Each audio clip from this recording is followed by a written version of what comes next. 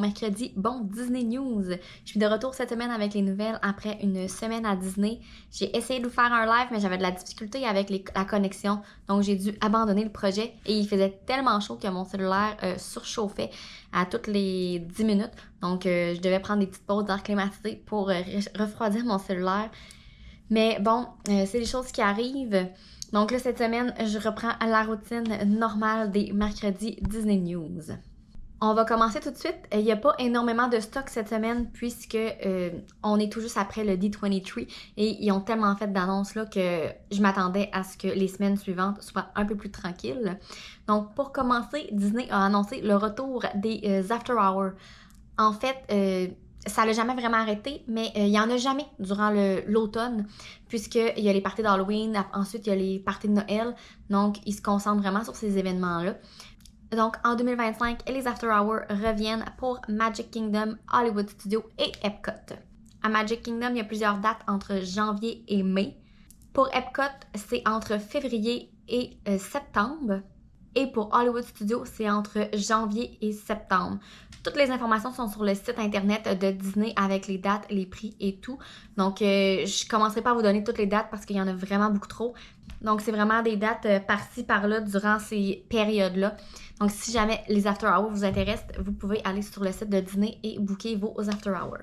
Moi, c'est ma soirée préférée. Donc, je suis vraiment contente que les After Hours reviennent et j'espère qu'ils vont rester pour toujours.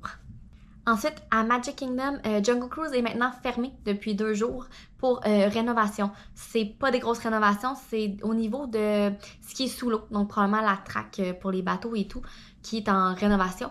Donc, ils ont parlé d'environ 2 mois et la date de réouverture est le 18 octobre. Donc, juste à temps pour les parties de Noël et le Jingle Cruise. Donc, ceux qui y vont dans les 2 prochains mois, Jungle Cruise va être fermé. Mais pour ceux qui vont un petit peu plus loin dans l'année, Jungle Cruise va être ouvert et inquiétez-vous pas, le Jingle Cruise va être de retour cette année. Donc, c'est toujours le fun d'avoir la version de Noël du manège. Donc, juste une petite rénovation, rien de très très compliqué et il n'y a rien qui va changer au niveau du manège. C'est vraiment juste des choses qu'on ne voit pas, nous, mais qui doivent être entretenues une fois de temps en temps. Ensuite, on est dans la Princess Week, donc la semaine des princesses. Et les snacks ont commencé à sortir un peu partout dans les parcs, dans les hôtels, Disney Spring. Donc ceux qui sont là dans vraiment là, cette semaine, des fois ils vont être tirés un petit peu pendant une couple de jours après. Mais c'est le temps d'aller goûter aux snacks de princesse. Je suis vraiment jalouse de ceux qui sont là en ce moment, puisqu'il y avait plusieurs snacks qui m'intéressaient. Donc ça sera pour une prochaine fois. Peut-être l'année prochaine, je vais timer mon voyage en fonction de la Princess Week, puisque c'est vraiment une semaine que j'adore.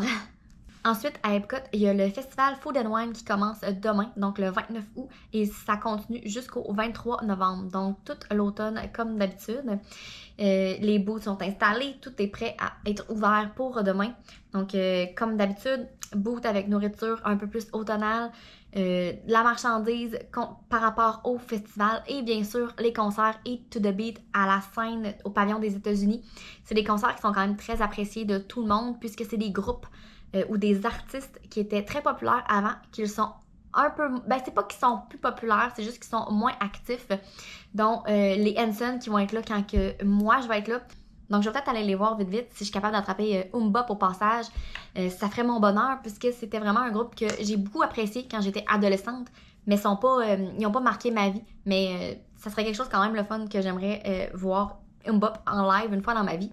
Donc, je vais essayer d'aller les attraper au passage. Toujours à Epcot, Test Track a maintenant une grosse étape de la rénovation de fait. Tout ce qui était le toit en toile qui était devant, avec la grosse structure devant le manège, est maintenant tout démoli. Donc, ils vont pouvoir recommencer à zéro au niveau de l'extérieur du devant. Donc, on le sait que la nouvelle version va ouvrir en 2025. On n'a pas de date encore, on n'a pas de période de l'année, mais les travaux avancent bien. Donc, quand ça avance bien, ça veut dire qu'on sait que ça va s'en venir. Puis j'ai vraiment hâte de voir la nouvelle version de Test Track. Maintenant, dans le gift shop, à la sortie de Guardians of the Galaxy, on peut retrouver maintenant les Wishables. C'est les petits toutous cute un peu que Disney font, mais sous le thème de Avenger Campus. Donc, ça vient de la Californie. Ils les ont amenés à Disney World dans le magasin à la sortie de Guardians of the Galaxy. Pour l'instant, c'est juste là qu'ils les ont. Peut-être qu'ils vont les mettre ailleurs dans Epcot éventuellement. Mais pour l'instant, c'est juste là. Je les ai vus, ils sont vraiment cute. Donc ceux qui sont très fans des Avengers, ça peut être une belle option pour vous de ramener un petit toutou. C'est pas très cher et sont vraiment cute. Pour les nostalgiques de Epcot du début, donc de 1982, il y avait une place encore à Disney qu'on pouvait entendre la musique originale de l'ouverture d'Epcot. C'était les toilettes derrière Figment, le manège. Et ils ont décidé de fermer la musique. Donc maintenant, ça va être la nouvelle version de Epcot qui va jouer. Mais c'était vraiment la place pour avoir un petit peu de nostalgie de l'ancien Epcot. C'était les toilettes derrière Figment et maintenant, c'est fini. Donc pour les nostalgiques, malheureusement, il va falloir que vous écoutiez seulement la nouvelle version de la musique d'Epcot. Dernière nouvelle pour Epcot, le Communicar Hall est fermé pour quelques jours, mais il va ouvrir demain en fait, puisqu'il était en train de le préparer pour le festival Food and Wine. On savait quand ils l'ont ouvert que cette place-là allait devenir une place pour les festivals. Il y a des cuisines, il y a des salles qui étaient toutes fermées depuis l'ouverture. Donc là, ils sont tous en train de préparer ça. Donc ça devrait réouvrir demain pour le début du festival Food and Wine. J'ai vraiment hâte de voir exactement c'est quoi qu'ils vont faire avec cette place-là. Puisque pour l'instant, c'était des chaises, des tables et le monde allait là pour relaxer et prendre de l'air climatisé. Donc à suivre pour voir ce qu'ils ont vraiment fait avec le Communicar Hall. Donc on devrait savoir ça demain ou dans les jours suivants. Maintenant, on va se diriger pas très loin de Epcot à l'hôtel Le Boardwalk. Le petit kiosque de corn dog qui s'appelle le Blue Ribbon est enfin ouvert. Ça a été long avant que ça l'ouvre. Ça faisait longtemps que tout était prêt, mais le restaurant n'ouvrait pas. En fait, le petit kiosque n'ouvrait pas. Donc maintenant, si vous voulez aller manger des corn dogs, il y en a de toutes sortes. Il y en a des originales, il y en a des spéciales aussi avec du fromage, avec des... je me souviens pas du menu par cœur, mais il y a plusieurs sortes. Vous pouvez aller voir sur Internet. Il est enfin ouvert. Puis, c'est pour un peu rappeler celui qui est en Californie. Donc, beaucoup de gens qui allaient en Californie aimaient beaucoup ce restaurant-là, mais on ne l'avait pas à Orlando. Donc, ils l'ont amené, mais en version kiosque au Boardwalk. Et pour terminer cette semaine, au Polynesian, on le sait qu'ils sont en train de construire une tour DVC avec juste à côté, dans une section à côté. Et cette semaine, ils ont installé dans le splash pad, dans le fond, la section qui va être un peu plus pour enfants au niveau de la piscine, le bateau de Moana. Donc, ça va être vraiment le thème Moana pour cette partie-là. C'est vraiment magnifique. Le bateau, comme dans le film, avec la grosse voile et tout. Ils ont aussi parlé du bar qui va être... ou la piscine. Et ils ont commencé à nous parler un peu de ce qui va être à l'intérieur, donc les restaurants et tout. J'ai hâte de voir en décembre les images quand l'hôtel va ouvrir. Ça a l'air magnifique.